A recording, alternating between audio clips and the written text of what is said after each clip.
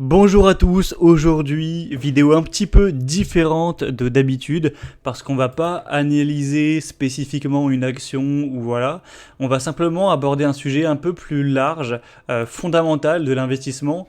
Donc voilà, ça c'est mon portefeuille, j'ai fait une mise à jour il y a 2 jours que j'ai mis en ligne sur la chaîne et bon, tu l'auras vu au titre de la vidéo, le thème que j'aimerais aborder aujourd'hui c'est simplement celui de la taille de capitalisation des sociétés. Parce que voilà, c'est quand même très varié. Et là, je prends un exemple du coup mon portefeuille. Tu peux voir qu'on a LVMH, que tu connais évidemment. Donc une gigantesque société, c'est le numéro 1 mondial du luxe. Ça pèse 286 milliards de dollars. Donc voilà, c'est quand même big. Il y a plus gros évidemment, hein, des big caps tech américaines comme Nvidia, Apple, ça va peser quasiment 10 fois ça. Mais bon, ça reste quand même une gigacap. Alors que si on prend la plus petite société de mon portefeuille actuellement, bah, c'est Katana Group, société dont j'ai beaucoup parlé aussi. Et là, on est sur 118 millions de dollars. Voilà, ça fait encore moins en euros du coup. Donc t'imagines la différence. On est à 118 versus 286 000 millions. Donc en fait, pour faire simple, on est sur une différence de plus de 1000 fois 1000 fois plus gros. Voilà, là on est sur 100 millions, là on est sur plus de 100 milliards. Donc voilà, c'est littéralement plus de 2000 fois plus gros en termes de taille. Et si je voulais forcer un peu et que, imaginons, je mettais par exemple Nvidia qui je pense est dans le top 3 des sociétés les plus grosses du monde, on est sur 3,89 billions. Voilà, en français on dit billions, je sais que tout le monde dit trillions, je sais pas pourquoi, mais en français c'est bien millions, milliards, billions. Donc en anglais ce serait trillions. Donc je sais pas si tu te rends compte, voilà, 3,8 billions de dollars, donc ça représente 3900 milliards. Donc là on est sur une taille qui est plus de environ 35 000 fois plus importante que Katana. Voilà, ça commence à devenir compliqué à calculer. Je vais te le faire pour te montrer. Donc tu prends, imaginons, 100 millions, donc une small cap, ok, 100 millions. Tu multiplies ça par 35 000, t'obtiens du coup 3 500 000 millions. Donc en gros, pour faire simple, tu peux passer 2 fois entre les variations à 3 zéros. Donc ça devient dans un premier temps 3 milliards 5, puis après 3 billions 5. Donc c'est la taille d'NVIDIA en fait. NVIDIA est littéralement plus de 35 000 fois plus gros qu'une société comme Katana Group. Alors que Katana Group, ça reste évidemment, on dit voilà, small caps, petite société, etc. Bon, ça reste une société qui a quand même des centaines d'employés, tu le vois ici, 600 employés, qui fait quand même des millions, etc. C'est pas non plus la boulangerie du coin avec 6 salariés, quoi. Pour que tu vraiment te rendes compte de la différence qu'il peut y avoir en termes de taille de société en bourse, ça n'a absolument rien à voir. Voilà, on ne sait pas du simple au double ou au x10, on est sur du x 30 000, potentiellement même un peu plus si on prend des micro-caps, entre les plus petites sociétés qu'on a en bourse, qui pèsent 50, 100 millions, et les plus grosses. Et le sujet que j'aimerais aborder aujourd'hui, c'est pas juste de te dire, voilà, alors il y a des sociétés qui sont petites et des sociétés qui sont absolument gigantesques. C'est même difficile de se rendre compte qu'une société peut être 35 000 fois plus grosse qu'une autre. Voilà, personnellement, j'arrive pas à vraiment l'imaginer, c'est trop gros en fait. Mais bon, c'est le cas. Et le point qui m'intéresse moi, c'est de gagner de l'argent. Voilà, je fais pas de l'investissement juste pour rigoler, pour voilà, regarder mon portefeuille et m'amuser. Le but, c'est de gagner de l'argent, c'est de faire travailler mon épargne. Hein. Et je me suis posé la question, est-ce que c'est vraiment pertinent d'avoir dans son portefeuille des big caps, tout simplement? Pour une simple et bonne raison, c'est que moi en tout cas ma stratégie, voilà, après chacun sa stratégie, moi la mienne tu la connais, c'est la stratégie value, hein, c'est pour ça que la chaîne s'appelle Tortue Value, c'est de réussir à acheter des actions qui sont sous-valorisées. Acheter une action qui vaut X alors que quand on fait l'analyse fondamentale, elle pourrait valoir 1,5X, tout simplement attendre que le marché la fasse revenir à sa juste valeur, à ce moment-là commencer à prendre des bénéfices et on a gagné de l'argent, c'est très bien. En gros, c'est juste miser contre le marché, se dire que le marché n'a pas vu une opportunité et du coup en profiter et attendre que ça redevienne justement valorisé. Voilà, la stratégie elle n'est pas compliquée. Mais ce que je me suis longuement dit, c'est que, bah, est-ce que c'est vraiment possible? Je sais pas si tu connais Eugène Fama, c'est quelqu'un qui a théorisé l'efficience des marchés. En gros, c'est assez simple, c'est juste une théorie qui essaie de démontrer que les marchés en bourse sont efficients, que la valeur des sociétés est juste, parce qu'il y a tellement d'informations en temps réel qui vont vite, avec tellement d'acteurs partout dans le monde qui vendent, qui achètent pour que les prix deviennent justes, que c'est globalement le cas, du coup c'est juste, et c'est pour ça qu'on parle d'efficience des marchés. Donc selon cette théorie, ça voudrait dire que tu pourrais prendre n'importe quelle action, par exemple du coup LVMH, imaginons, elle pèse aujourd'hui 240 milliards d'euros, ça voudrait dire que c'est juste. Voilà, elle est ni sous-valorisée, ni survalorisée, elle est justement valorisée parce que toutes les informations sont disponibles et les agents qui agissent en bourse sont rationnels tout simplement. Moi, je dois reconnaître que c'est quand même logique, voilà. Puisque on parle d'une société, il y a des millions de personnes qui la regardent, il y a des milliers d'analystes qui la regardent, des dizaines de milliers de particuliers potentiellement chez eux qui peuvent acheter ou vendre en fonction de leur jugement. Donc ça paraîtrait aberrant qu'une société aussi énorme, avec des pros du secteur, des analystes financiers, des dirigeants de hedge funds, de fonds d'investissement, etc., laisse passer une opportunité. Tu vois, si la société aujourd'hui elle vaut 240 milliards, si en fait on voyait qu'au niveau de l'analyse fondamentale, du bilan et tout, elle en valait 500, au bout d'un moment, ce serait déjà remonté en fait. Les hedge funds, les fonds d'investissement qui pèsent, qui balancent à coût de centaines de millions, ils seraient déjà rentrés, ils auraient déjà beaucoup acheté. Et puis, ça pourrait pas être trop éloigné de la valeur parce que c'est trop visible en fait. Et puis les gros fonds d'investissement qui, eux, sont les plus avancés en termes d'analyse et de connaissances, etc., ils se seraient positionnés. Voilà, ils vont pas laisser passer ça. Donc en fait, c'est vrai que je pense, sur des big caps comme ça, c'est compliqué d'avoir des grosses sous-valorisations. Et je pense que les actions big caps comme LVMH, comme par exemple on a vu Novo Nordisk récemment qui s'est explosé la tronche. Hein. Moi voilà, je connais pas le dossier ni rien, mais j'ai vu que ça avait énormément baissé et que voilà, sur gros focus ou quoi, elle peut être considérée sous-valorisée, moins 55%. Voilà, on peut le penser, mais quand on se dit qu'il y a des centaines d'analystes spécialisés sur le secteur qui comprennent très bien ce que fait la société, ses clients, ses fournisseurs, son marché, l'évolution, les tendances, etc., de fonds d'investissement qui pèsent des milliards et qui, eux, n'ont pas acheté, parce que s'ils avaient acheté en masse, ça aurait monté, voilà, etc., on se dit que il y a plus de chances qu'ils aient raison que nous, tout seuls, en slip dans notre chambre, entre guillemets, en train de regarder ça en tant que particulier, surtout si on n'est pas expert du secteur. Donc, si on respecte ça, voilà, qu'on se dit, les marchés sont efficients, toutes les actions sont quasiment justement valorisées, on va pas faire de coups, on va pas gagner d'argent, en fait, ça sert à rien de s'embêter, hein. Il y a juste à prendre un ETF, on va faire la performance de l'indice et puis basta. Donc tu es peut-être en train de te dire, alors tu m'expliques tout ça, mais tu as un portefeuille où il y a certes un peu d'ETF, mais il y a surtout des actions individuelles, donc qu'est-ce que c'est que ce délire? Est-ce que c'est juste pour m'amuser? Est-ce que c'est juste pour rigoler? Moi, ma réflexion, c'est que cette théorie de l'efficience des marchés, bien connue, etc., je pense qu'elle est, on va dire, dans la majorité du temps, vraie sur les big caps. Donc big caps, ça va être les sociétés, voilà, là tu vois, ça pèse, en devise, je sais pas comment ça fait en euros, mais voilà, des sociétés qui vont peser des billions comme Microsoft. Voilà, Microsoft, je crois que ça pèse 3 billions, il me semble, de dollars, d'euros. C'est absolument énorme. 3,7 billions, des LVMH qui pèsent du coup en centaines de milliards. D'ailleurs, je crois que j'ai dit millions avant, ou billions. Enfin bref, je m'embrouille tellement c'est des chiffres qui sont hallucinants. Voilà. On a vraiment du mal même à s'imaginer tellement c'est gros. Après, on va avoir des Danone qui vont peser, je sais plus, ça doit peser quoi, 50 milliards. 46 milliards, donc ça reste du big caps.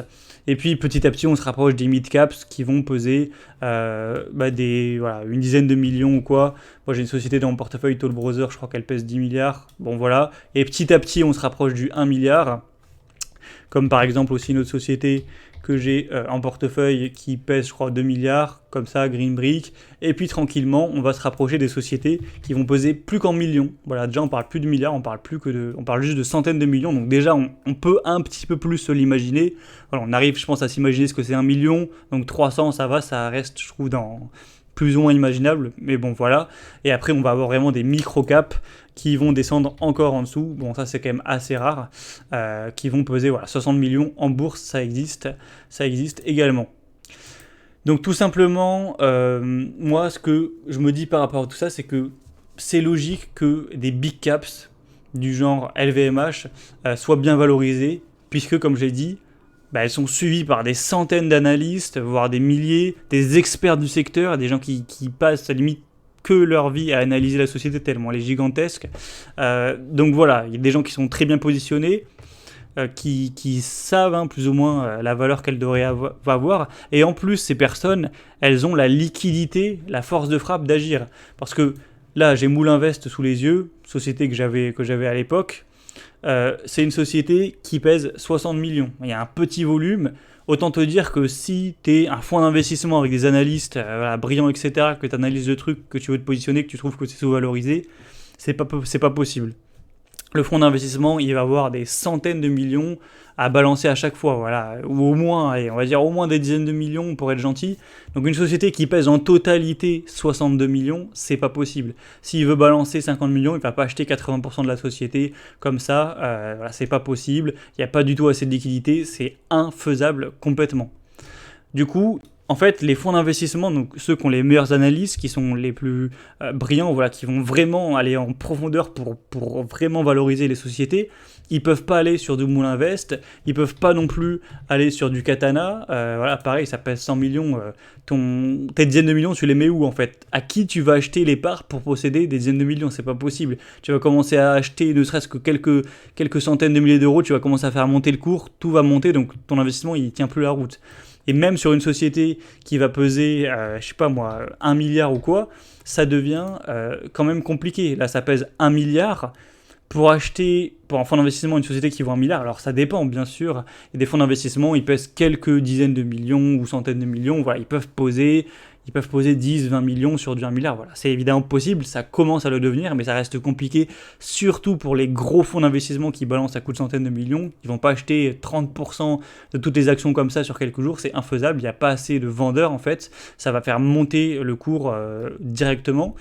Donc ils peuvent en fait, en tout cas pour la majorité des gros fonds d'investissement, commencer à se positionner, à créer des lignes qui sont un minimum importantes quand ça commence à peser du 10 milliards et évidemment bien plus confortablement lorsqu'on a des sociétés qui vont peser du 40 milliards. Voilà, il commence à plus avoir de soucis. 40 milliards, si tu veux placer 500 millions ou 1 milliard ou même 2 milliards, bon, c'est plus ou moins possible.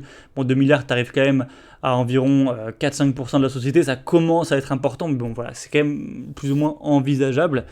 Donc voilà, en gros, les billes, les fonds d'investissement hedge funds, ils peuvent commencer à rentrer de manière linéaire, évidemment, de plus en plus facilement quand ça commence à peser 10 milliards, 20 milliards. Après, au bout de 30-40 milliards, je pense qu'il n'y a vraiment pas de souci. Et Dieu sait qu'il y a encore moins de soucis lorsqu'on est sur des sociétés qui pèsent plus de 3000 milliards. Donc 3 billions, là, il n'y a absolument aucun problème. Et évidemment, là, la liquidité, elle est extrême. Hein. C'est zéro souci. Si tu veux balancer 10 milliards, tu les balances tranquille. Donc lorsqu'on voit ça, on se dit que c'est logique que les gigacaps, big caps soient bien valorisés, puisque les fonds d'investissement, ils peuvent intervenir pour valoriser justement les prix, donc ok, mais sachant qu'ils ne peuvent pas intervenir sur des petites sociétés, voilà, c'est trop compliqué parce que c'est déjà de un qu'il n'y a pas la liquidité, voilà, c'est pas possible. Pour acheter des actions, il faut encore que quelqu'un veuille bien te les vendre, il faut qu'il y ait des vendeurs sur le marché. Donc s'il n'y en a pas assez, si tu veux acheter des dizaines, des centaines de millions d'une boîte qui vaut 1 milliard, tu vas pas réussir, c'est pas possible, tu vas pas avoir assez de personnes qui sont prêtes à te vendre leurs actions, le cours il va grimper et ton truc il est foutu. Donc c'est littéralement pas possible de faire ça. Et puis en plus, même s'ils se donnaient les moyens, qu'ils disaient bon ok, celle-ci elle vaut qu'1 milliard, donc on va balancer que 10 millions, en fait ça fait payer des analystes, etc., faire des grosses analyses pour pouvoir placer que 10 millions, ce qui va représenter pour un fonds d'investissement peut-être 0,1% de tout le fonds. Donc même s'il y a des bonnes performances, ça vaut pas le coup en fait. Autant analyser des grosses sociétés et faire des coups sur des plus grosses sociétés parce que voilà, ça sera plus rentable. Donc c'est pas possible en termes de liquidité et en tout cas c'est pas intéressant en termes de taille de position.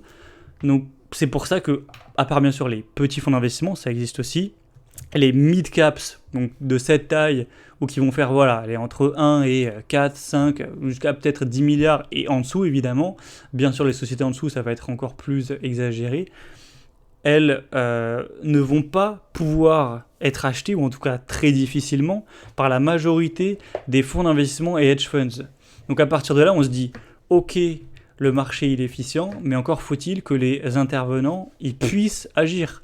Si la société elle est illiquide, comme c'est le cas ici, qu'on a très peu d'ordre sur le carnet, que ça pèse très peu, eh ben, les intervenants ne peuvent pas intervenir, il reste que les petits fonds et les particuliers, et puis voilà, les employés, etc.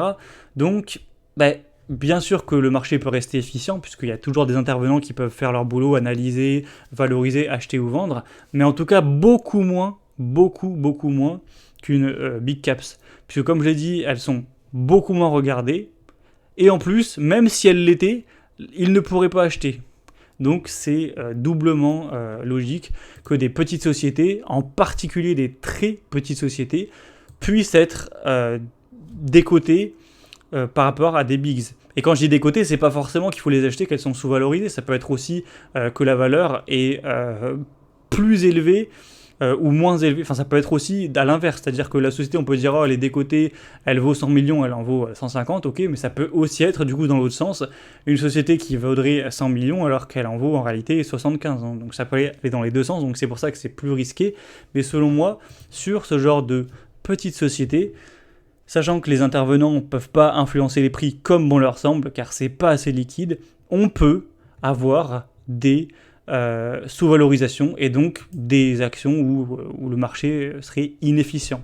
Tout simplement, c'est pour ça que la majorité de mon portefeuille, donc tu vois que j'ai encore LVMH qui est big, 286 milliards, j'ai Lululemon qui pèse 29, donc bon, c'est sûr que c'est pas une small cap, hein, là c'est une big cap. Pernod Ricard qui pèse aussi 26 milliards, Ulta Beauty 20 milliards, et après bon, on commence à être sur de la mid-cap, voilà, 7 milliards, 3 milliards, 3 milliards, 2 milliards, 2 milliards, 1 milliard, 1 milliard, 1 milliard, et après c'est en centaines de millions, donc voilà. À part 3-4 actions, et surtout LVMH en fait, de loin qui est la plus grosse, où là je reconnais que selon cette théorie, ça paraît difficile de faire des bons coups, des grosses affaires sur des actions qui sont autant épiées et analysées par le marché. Le reste, c'est des sociétés qui sont dans cette tranche, ce sweet spot d'en dessous de 10 milliards, et qui plus est même idéalement en dessous même de 1 milliard, où là, c'est beaucoup moins regardé par les analystes. Beaucoup de fonds d'investissement ne peuvent même pas acheter, même s'ils trouvent que c'est intéressant. Donc pour moi, c'est évidemment aussi plus possible de faire des bêtises, d'avoir des value traps et du coup de perdre encore plus, mais c'est aussi possible pour moi de faire des bons coups et d'acheter pas cher, tout simplement. C'est vraiment le raisonnement que j'ai eu par rapport à ma stratégie.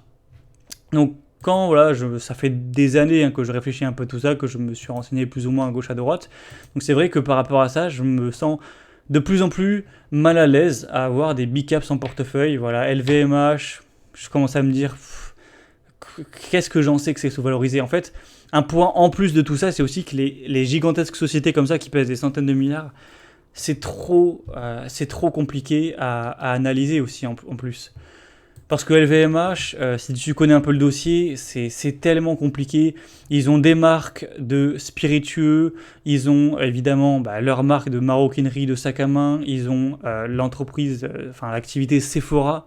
Donc c'est des centaines de magasins à travers le monde qui vendent des dizaines de produits différents, de beauté, de maquillage. Donc ils opèrent sur tout ça. Ensuite, ils ont évidemment tout ce qui est parfum. Ils ont voilà, beaucoup de choses. Donc pour analyser et réellement comprendre LVMH, avoir en tête ce qu'est LVMH précisément, c'est un travail qui est absolument monstrueux. C'est vraiment compliqué, il y a beaucoup de choses. Alors que si je te prends une petite société comme Katana Group, bah ok, ça reste une société, il faut l'analyser, il faut la comprendre, mais globalement, c'est pas hyper compliqué, hein. Ils ont deux trois usines. Il me semble qu'il y en a une d'assemblage en Tunisie, une nouvelle au Portugal, une en France. Ils fabriquent quelques dizaines de catamarans par an qu'ils vendent.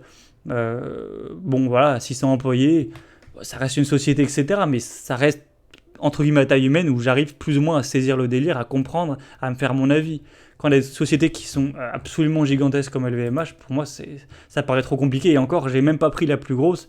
Si je commence à te mettre des sociétés comme Microsoft, Amazon, où ils sont diversifiés sur plein de choses dans tous les sens, qui restent dans la tech, mais voilà, avec le cloud, Amazon, le site e-commerce, Prime, ça devient vraiment très compliqué, je trouve, de pouvoir avoir son avis dessus. Donc lorsqu'on prend tout ça en compte, on se dit, pour les big caps, on peut pas trop se faire chier au final. On prend un ETF MSCI World Quality. C'est déjà un ETF qui est filtrant, donc ça va prendre parmi toutes les big caps et gigacaps de la planète, celles qui ont un ROE qui est pas mal, peu de dettes, ou en tout cas des dettes qui sont maîtrisées, des bonnes marges, une croissance, etc. Donc déjà des critères un petit peu de qualité, même si c'est pas aussi peut-être bien que si on pouvait tout choisir nous-mêmes, mais il y a déjà un bon filtre qui est présent. Donc on peut avoir quand même déjà une bonne performance avec un ETF comme ça.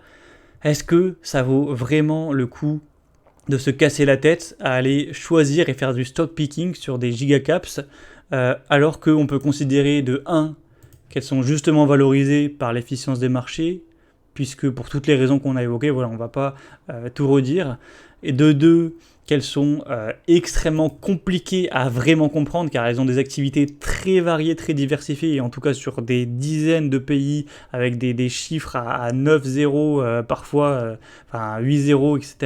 Donc c'est quand même hyper compliqué intellectuellement à essayer de vraiment comprendre. Et troisièmement, on peut facilement avoir la performance que vont faire ces actions en prenant un ETF qui va les regrouper, puisque voilà, pour le coup, il n'y en a pas 10 000, hein. Des sociétés géantes, il y en a quelques centaines. Si on prend l'ETF qui prend ces quelques centaines, voilà, on va avoir une performance. Voilà, ça paraît assez logique. Alors qu'à la limite, sur les small caps, bon déjà, il y en a un nombre qui est beaucoup plus important. Elles ne sont pas forcément valorisées de manière totalement efficiente pour les raisons, encore une fois, qu'on a évoquées. Elles sont plus simples à comprendre et à analyser. Donc on se dit pourquoi pas. En plus, pour certaines small caps, il n'y a simplement pas d'indice qu'on peut acheter, hein. Pour les small caps françaises, c'est suivi, on peut dire, par l'indice CAC Mid Small. Tu veux acheter un ETF CAC Mid Small, moi, la dernière fois que j'ai vérifié, ça n'existait pas. Il n'y a pas d'ETF CAC Mid Small, tout simplement. Donc, si tu veux acheter l'indice, non, c'est pas possible, quoi. C'est juste infaisable. Peut-être que ça arrivera un jour, hein, mais pour l'instant, c'est pas possible. Bon, pour le Russell 2000, pour le coup, il y a des ETF, mais on va avoir quand même plus d'arguments positifs envers le stock picking, à se dire, là, c'est possible d'avoir des inefficiences, de faire des bons coups. Ça paraît plus probable. En plus, c'est plus rapide à analyser. Et puis, dernier argument qui va vraiment clouer le tout, c'est aussi le potentiel. LVMH, ça pèse 240 milliards, comme on l'a dit. Elle va jamais faire un x100. Voilà, c'est un fait, c'est comme ça. Elle va jamais faire un x100. Elle va jamais peser 24 billions d'euros. Ça n'a absolument aucun sens. Ou alors, sinon, c'est que l'euro sera devenu une monnaie de singe, mais ce n'est pas envisageable. Et pareil pour Apple. Alors, Apple, ça pèse, on l'avait dit, 3 billions, donc 3000 milliards. Ça ne fera jamais un x100. Ça ne pèsera jamais 300 billions. Ça ne pèsera jamais 300 je sais même plus là combien ça fait, mais je crois que ça pèsera jamais 300 milliers de milliards. C'est 300 000 milliards, ça n'a aucun sens. C'est plus que l'économie totale en fait. Donc bon voilà. Donc on peut aussi rajouter par-dessus le marché qu'on a un potentiel qui est un peu moindre. On fera peut-être difficilement un x10, mais on fera jamais un x100. Je risque pas de faire 2 fois 100 non plus avec mes small caps, mais au moins c'est possible. Ça reste envisageable sur plusieurs dizaines d'années, hein, bien entendu.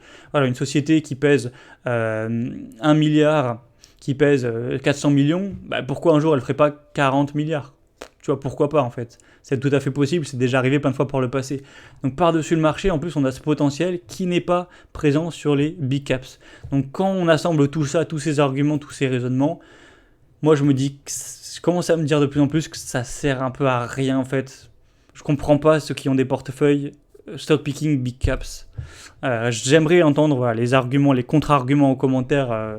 Ça m'intéresserait d'avoir des gros contre-arguments que j'ai pas pu citer dans cette vidéo.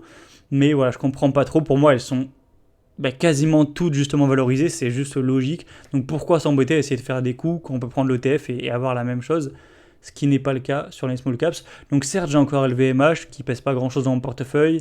J'ai quelques sociétés qui sont un peu entre les deux, voilà, qui vont commencer effectivement à être des big caps à peser 20 milliards et tout. Donc voilà, celles qui sont ici. Mais je me dis que plus le temps va passer, plus je risque de m'en débarrasser pour vraiment avoir la partie big caps via mon ETF MSCI World Quality. Au moins, je me casse pas la tête. Tout en ETF, je gère en automatique. Je me prends pas la gueule à essayer d'analyser des sociétés avec 100 000 employés dans 46 pays avec 47 filiales. Pareil pour les pays émergents, sociétés de partout en Thaïlande, en Indonésie, en Amérique du Sud, en Afrique, enfin voilà, toutes des petites sociétés partout dans les pays émergents. J'ai pas non plus, je pense, le temps à consacrer et la complexité à aller analyser des sociétés de pays divers et variés, donc ça me va très bien de prendre un ETF. Donc ok, les deux délégués, entre guillemets, délégués, puisque prendre un ETF, c'est ça, c'est délégué au final. Par contre, pour ce qui est small caps, et du coup en particulier small caps des pays occidentaux, donc Europe et États-Unis, hein, pour simplifier, je pourrais aussi avoir le même raisonnement et me dire, je délègue, ça sert à rien de me prendre la tête, je prends l'ETF. Mais il y a quand même quelques arguments. Alors déjà, pour les small caps françaises, il n'y a pas d'ETF qui existe, donc au moins c'est réglé. Mais bon, on pourrait toujours essayer de prendre un fonds small caps ou quoi, bref. Mais je me dis que il y a quand même une chance que je fasse un bon coup. Si je fais un seul fois 20, fois 30, potentiellement, imaginons un fois 100 sur ma carrière d'investisseur, ça sera déjà quand même bien game changer pour mon patrimoine. Donc déjà, il y a ce petit espoir qui fait un peu rêver, ce qui n'est pas présent avec les big caps. Pour moi, il y a quand même des chances qu'elles soient sous-valorisées, ce qui, selon moi, n'est pas le cas avec les big caps. C'est plus simple à analyser, c'est relativement faisable, ce qui n'est pas le cas avec les big caps. Donc voilà, quand on prend tout ça, ça paraît tout à fait logique. Donc je pense que plus le temps va passer, plus j'aurai uniquement des small et mid caps. Donc je souhaitais partager cette réflexion. S'il y en a qui font du stock picking beaucoup sur les gigacaps, big caps, je vous invite à mettre vos contre-arguments en commentaire. On en discute. Je suis pas là pour dire que je connais tout et j'explique et voilà, je suis sûr d'avoir raison. C'est simplement mon point de vue et voilà, je suis prêt à en discuter. Mais moi, ça fait quand même des années que je réfléchis sur le sujet, que je lis pas mal de livres, que je parle aussi aux IA pour toujours essayer de progresser, etc. Et j'en arrive quand même à cette conclusion qui me paraît plus ou moins évidente. C'était donc tout pour cette vidéo. J'espère que ça aura pu t'intéresser, ce sujet de discussion. Si tu aimes les vidéos où je ne vais pas forcément faire d'analyse ou montrer mon portefeuille, mais juste discuter sur un sujet d'investissement, aime la vidéo, dis-moi en commentaire, au moins j'en referai. Et moi, je te souhaite une bonne soirée. Je te dis à très vite.